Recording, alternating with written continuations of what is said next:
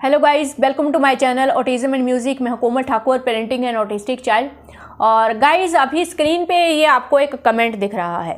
इस कमेंट को मैंने इसलिए चूज़ किया हुआ है क्योंकि और भी कई ऐसे पेरेंट्स हैं जिन्होंने ये चीज़ जो है वो मेरे चैनल पे शेयर की हुई है, जहाँ पे साइकेट्रिस्ट या थेरेपिस्ट बिल्कुल भी डिसाइड नहीं कर पा रहे हैं कि बच्चे को ऑटिज्म है या नहीं है, यानी कि क्लियर ही नहीं हो पा रहा है कि क्या प्रॉब्लम है। अब इस कमेंट को आप रीड करेंगे तो यहाँ पे बच्चा पूरी तरह से नॉर्मल है, मतलब उसको कोई खास प्रॉब्लम नहीं है। प्रॉब्लम है तो सिर्फ लैंग्वेज में, यानी कि इनका कहना यह है कि 8 इयर्स की एज में आके भी मेरे बच्चे का लैंग्वेज जो है वो फुली डेवलप नहीं हो पा रहा है। तो डेफिनेटली ये साइकेट्रिस्ट के पास गए हैं, थेरेपिस्ट के पास गए हैं, तो उन्होंने असेसमेंट किया होगा। तो ऑटिज्म अगर उनको नहीं लग रहा है, मीन्स उस बच्चे में ऑटिज्म का कोई भी सिम्टम प्रेजेंट नहीं है, यानी कि उसमें और कोई डिसऑर्डर नहीं है, ओनली एंड ओनली उसमें लैंग्वेज का प्रॉब्लम है। और भी ऐसे पेरेंट्स हैं जो इस असमंजस की स्थिति में है, और मैं समझ सकती हूँ कि जब हम लोगों को पता ही नहीं चलता है कि मेरे बच्चे का प्रॉब्लम क्या है। अब यहाँ पे थेरेपिस्ट भी उनको मना कर रहे हैं कि इसको किसी थेरेपी की ज़रूरत नहीं है।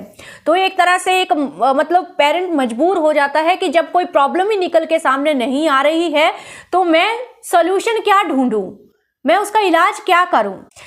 इस प्रॉब्लम को भी मैं डिस्कस करूंगी, मेरे एक्सपीरियंस के अकॉर्डिंग ये क्या हो सकता है वो मैं आप लोगों के साथ डिस्कस करूंगी।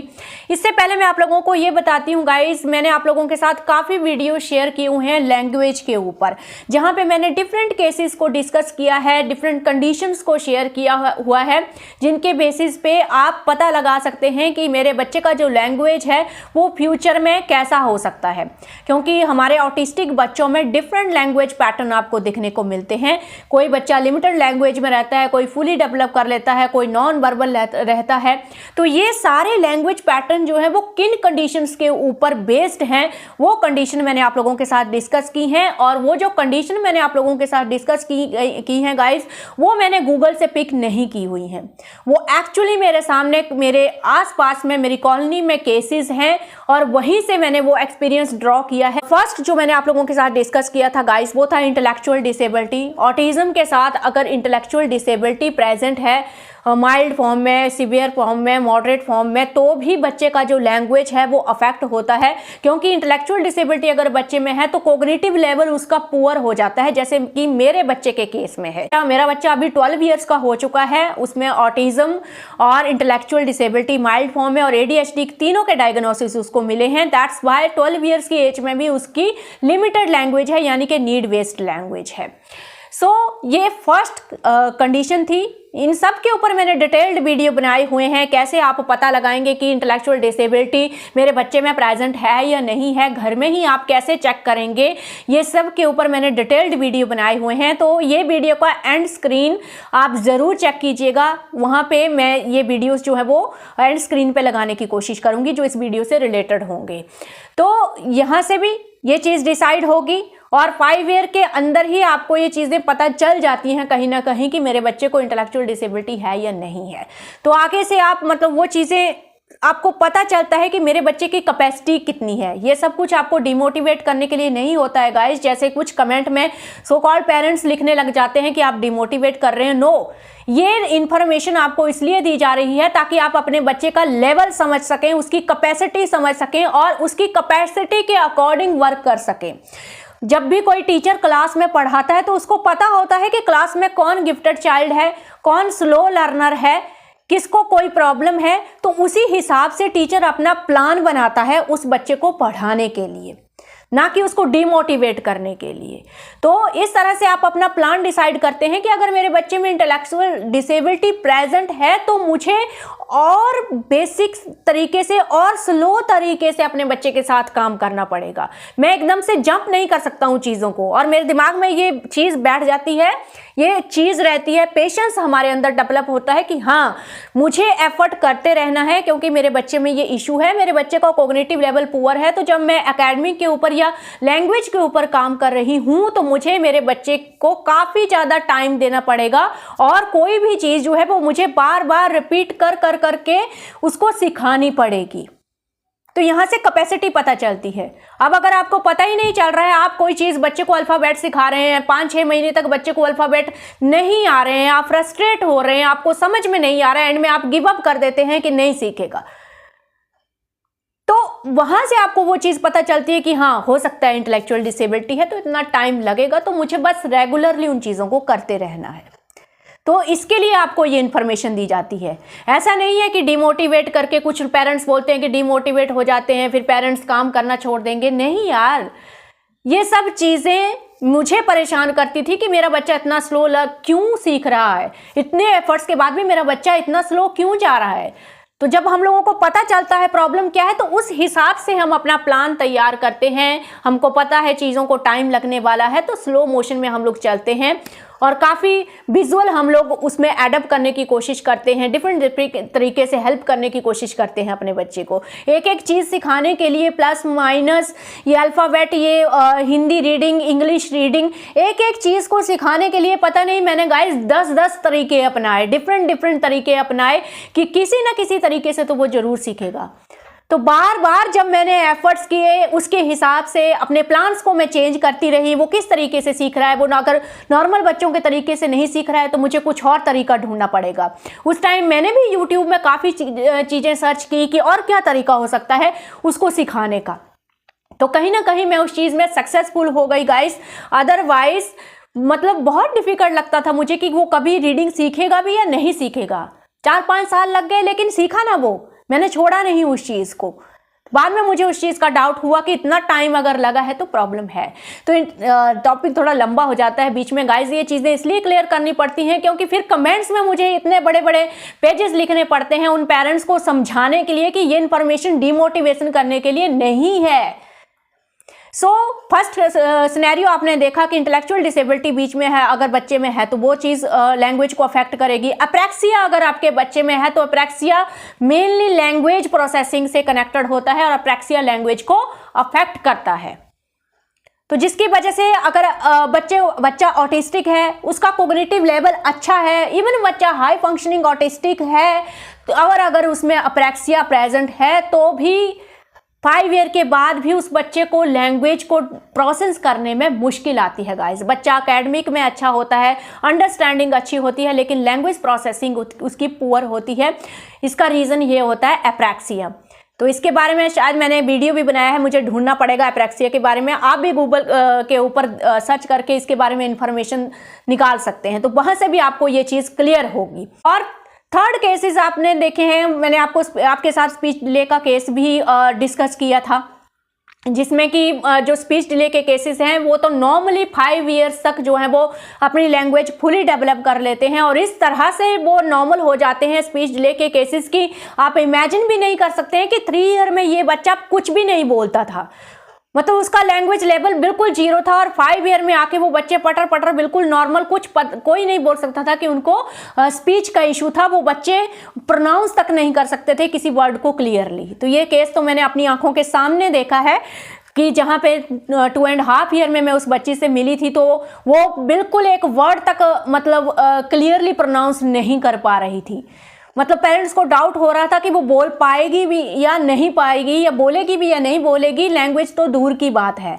और जब मैंने 5 ईयर के अराउंड उस बच्चे को देखा तो वो 3 लैंग्वेज में पटर पटर बात कर रही थी विथ फुली अंडरस्टैंडिंग, कोई प्रॉब्लम नहीं थी उसमें। तो वो सिंपली स्पीच डिले के केसेस होते हैं। सो ये जो सिनेरियो है, ये जो कमेंट यहाँ पे लगा हुआ है गाइज, अब इसके बारे में आप समझिए।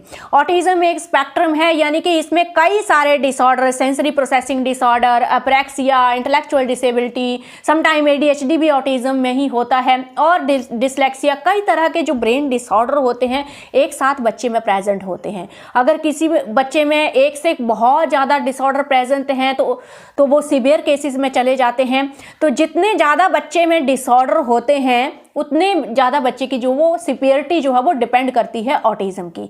तो जब मल्टीपल डिसऑर्डर प्रेजेंट हैं तो हम बोलते हैं कि बच्चा जो है वो ऑटिस्टिक है। तो याद रखिए गाइस, जैसे सेंसरी प्रोसेसिंग डिसऑर्डर जो है वो ऑटिज्म का एक सिम्टम है। तो सेंसरी प्रोसेसिंग डिसऑर्डर इंडिविजुअली भी किसी पर्सन में प्रेजेंट हो सकता है। कोई नॉर्मल पर्सन है, उसको ऑटिज्म नहीं है, लेकिन उसको माइल्ड फॉर्म में सेंसरी प्रोसेसिंग डिसऑर्डर है। कोई नॉर्मल पर्सन है जिसको ऑटिज्म नहीं है, लेकिन फिर भी वो सोशलाइजेशन पसंद नहीं करता है, वो ज़्यादा से ज़्यादा अपने आप में ही रहना पसंद करता है। आपने कई ऐसे लोग देखे होंगे। कई बार आपने कुछ नॉर्मल लोगों को अजीब सा बिहेवियर करते हुए देखा होगा सेंसरी प्रोसेसिंग डिसऑर्डर की वजह से। बोलने का मतलब ये है गाइस कि जो लैंग्वेज प्रोसेसिंग है वो भी इंडिविजुअली बच्चे में प्रेजेंट हो सकती है। यानी कि बच्चे को कोई प्रॉब्लम नहीं है, उसका कॉग्निटिव लेवल भी सही है, उसको ऑटिज्म भी नहीं है, उसको एडीएचडी नहीं है, उसको मेंटल रिटार्डेशन नहीं है, कुछ नहीं है, सिर्फ लैंग्वेज में उसको प्रॉब्लम है। तो इसका मतलब ये हुआ कि जो लैंग्वेज प्रोसेसिंग डिसऑर्डर है या लैंग्वेज इशू है वो उस बच्चे में इंडिविजुअली प्रेजेंट है। हालांकि लैंग्वेज इशू जो है, लैंग्वेज प्रोसेसिंग जो है, ये ऑटिज्म का एक सिम्टम है। तो ये ऐसा पॉसिबल है कि बच्चा ऑटिस्टिक ना हो लेकिन उसको लैंग्वेज प्रोसेसिंग में प्रॉब्लम आए। इसका सीधा सीधा लिंक जो है वो यहाँ से है कि ब्रेन का वो पार्ट जो लैंग्वेज को प्रोसेस करता है वो माइल्ड फॉर्म में अफेक्टेड है। तभी तो ये बच्चा कम्युनिकेट कर पा रहा है, अंडरस्टैंडिंग सब कुछ करता है, सराउंडिंग के बारे में उसको पूरा नॉलेज है। तो वो पार्ट जो है वो माइल्ड फॉर्म में अफेक्टेड है, उसका ब्रेन पूरी तरह से सही है, उसको ऑटिज्म नहीं है। ओनली लैंग्वेज का जो पार्ट है वो थोड़ा सा माइल्ड फॉर्म में अफेक्टेड है, जिसकी वजह से उसको ज़्यादा टाइम लग रहा है।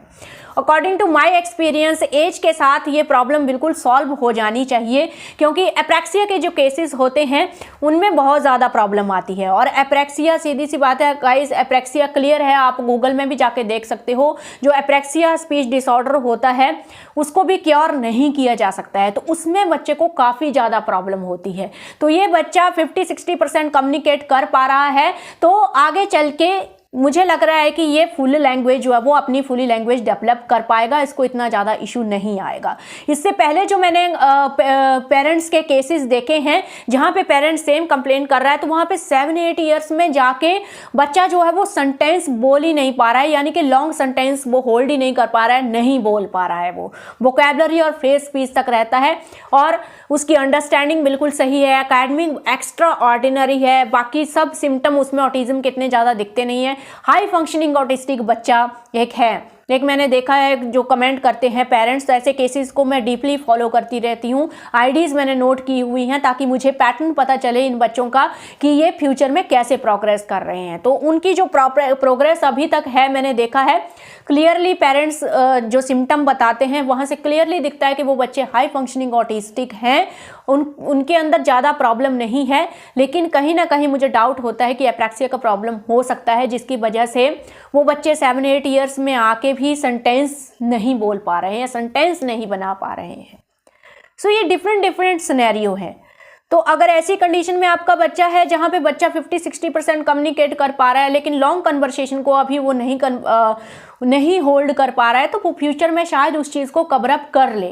एप्रेक्सिया में तो शुरुआत होना ही मुश्किल है, सेंटेंस बिल्डअप होना ही मुश्किल है, ग्रामेटिकल मिस्टेक होती हैं उसमें मतलब।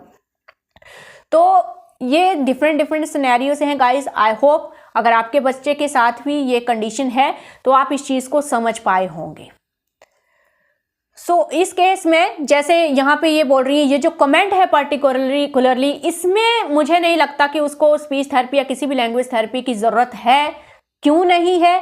क्योंकि उसको सराउंडिंग की जो है वो पूरी जानकारी है, पूरा अवेयर है, वो एकेडमिक में वो सब कुछ सीख समझ रहा है, तो बाहर से कुछ भी थेरेपी के जरिए उसके दिमाग में डालने की कोई ज़रूरत नहीं है। तो जो भी है वो टाइम के साथ अपने आप ठीक हो जाएगा गाइस। हालांकि जो एप्रेक्सिया के केसेस हैं वहाँ पे लैंग्वेज का जो है वो स्पीच थेरेपी करवाना जो है वो वर्थफुल रहेगा आप लोगों के लिए। एप्रेक्सिया अगर आपके बच्चे में है 7-8 ईयर्स तक आते भी, हाई फंक्शनिंग ऑटिस्टिक बच्चा अगर 7-8 ईयर में आके भी वो सेंटेंसेस नहीं बोल पा रहा है, तो फिर उस केस में स्पीच थेरेपी आपको करवानी पड़ेगी। प्रोफेशनल से करवाओ या फिर घर में करवाओ तो आपको बेनिफिट होगा। अब इस वीडियो को यहीं पे एंड करते हैं, मिलते हैं न्यू टॉपिक के साथ नए वीडियो में।